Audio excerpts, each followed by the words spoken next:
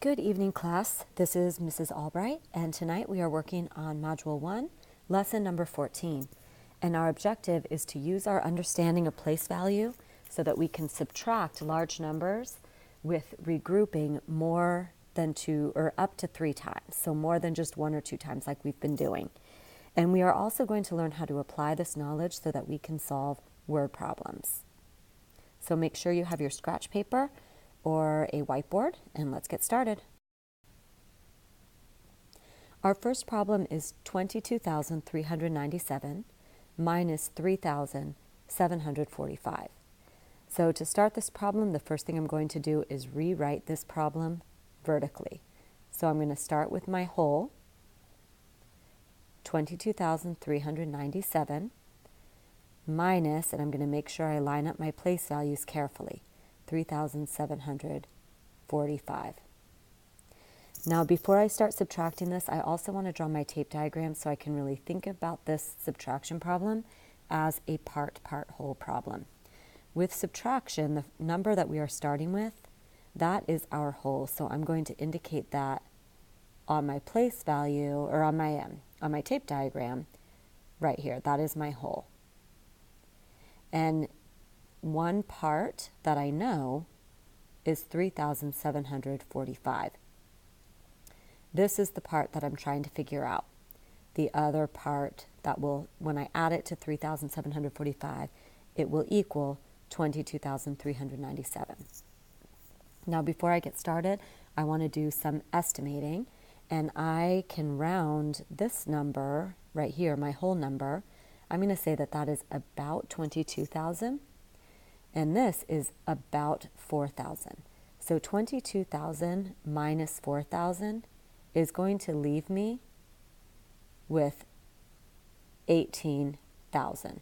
So I want to keep this number in the back of my mind. So when I finish solving this problem, my answer should be about 18,000. So let's go ahead and start subtracting. I'm going to start with my ones. And here I have 7 minus 5. That works. I have more on the top than the bottom, so I can put my difference of 2.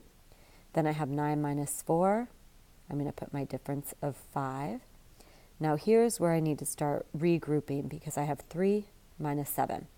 So I'm going to go to my thousands column, and I'm going to take 1,000 away, so I only have 1,000 left, and turn that into 10 hundreds, which I will add to the 3 hundreds that I already have. So now I have 13 hundreds minus 7. And that gives me a difference of 6. Now I'm going to go to my thousands place, 1 minus 3.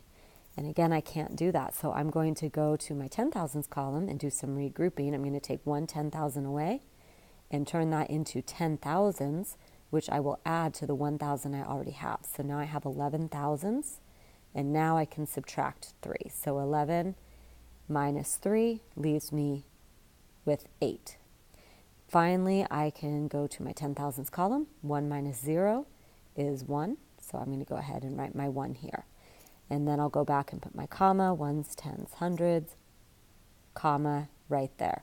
So my final answer is 18,652. I'm going to compare that to my estimate of 18,000, and I can make the assumption that this is correct. It's reasonable, because it is close to my estimate of 18,000.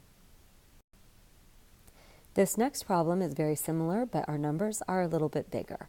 And again, I want to sketch this out as a tape diagram so I can think about my parts and the whole.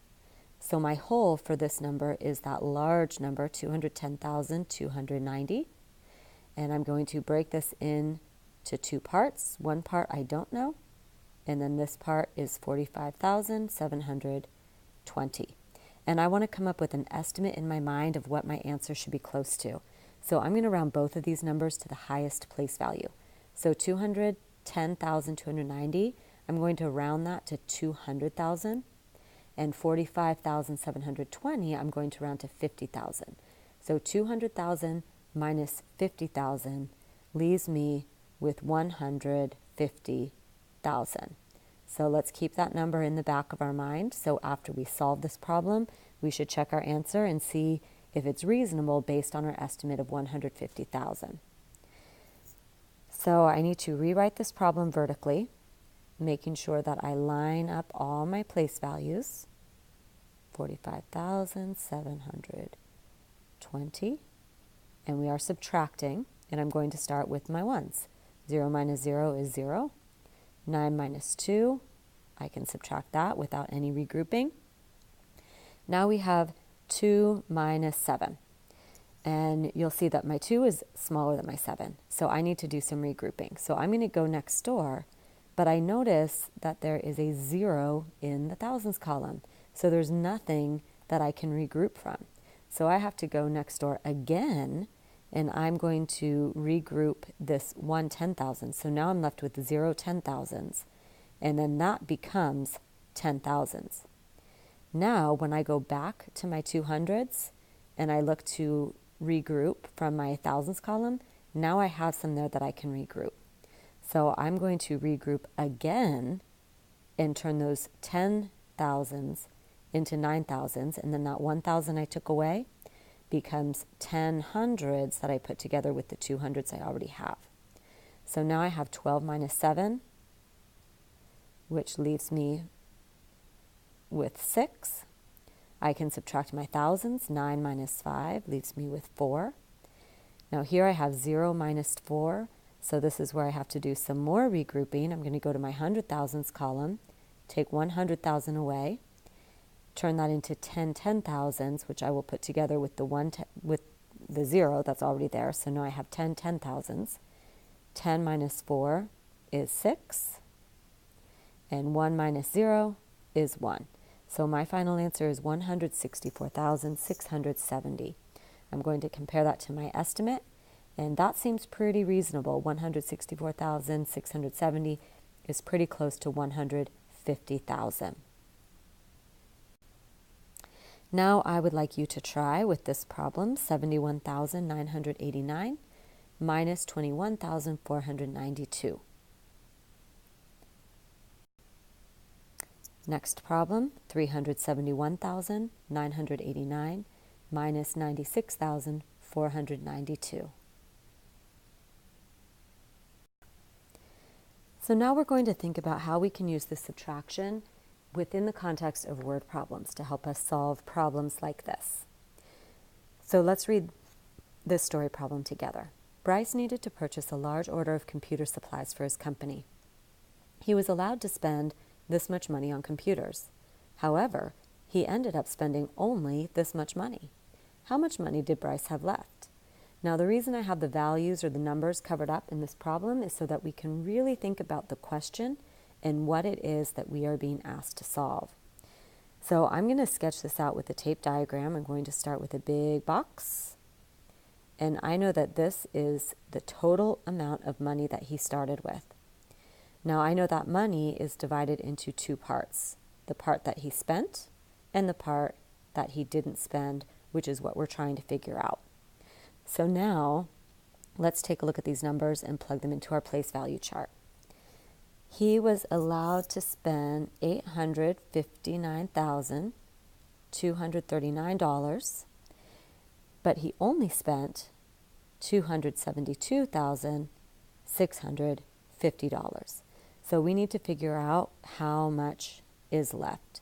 So let's rewrite that problem vertically, starting with our big hole, 859,239 minus the amount that he spent, 272,650. So let's start with our ones. 9 minus 0 is 9. 3 minus 5, we do not have enough tens to subtract 5 tens, so I need to regroup from the hundreds. That becomes 100, and my 3 tens becomes 13 tens. 13 minus 5 is 7. 1 minus 6, I do not have enough hundreds to take 6 hundreds away, so I need to go to my thousands. That becomes 8 thousands, and my 100 now becomes 11 hundreds. 11 minus 6 is 5. 8 minus 2 is 6. 5 minus 7, I do not have enough 10 thousands to subtract 7, so I need to regroup. My 100 thousands becomes 7. My 10 thousands becomes 15 10 thousands. 15 minus 7 is 8. 7 minus 2 is 5. So now I have my final answer, $586,579. So to answer this question, how much money did Bryce have left? I would write my sentence, Bryce had $586,579 left to spend.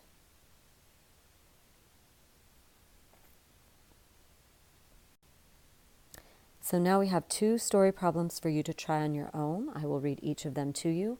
The first one, Jason ordered 239,021 pounds of flour to be used in his 25 bakeries. The company delivering the flour showed up with 451,202 pounds. How many extra pounds were delivered?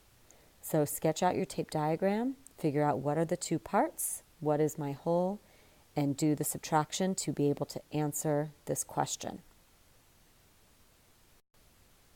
And our second story problem. In May, the New York Public Library had 124,061 books checked out. Of those books, 31,117 were mystery books. How many of the checked out books were not mysteries? So again, sketch out your tape diagram, label the 2 parts and the whole, and do your subtraction to answer this question. And remember, always bring your questions back to class. We will continue working on this tomorrow. Please do your best, and I will see you tomorrow morning. Have a great night.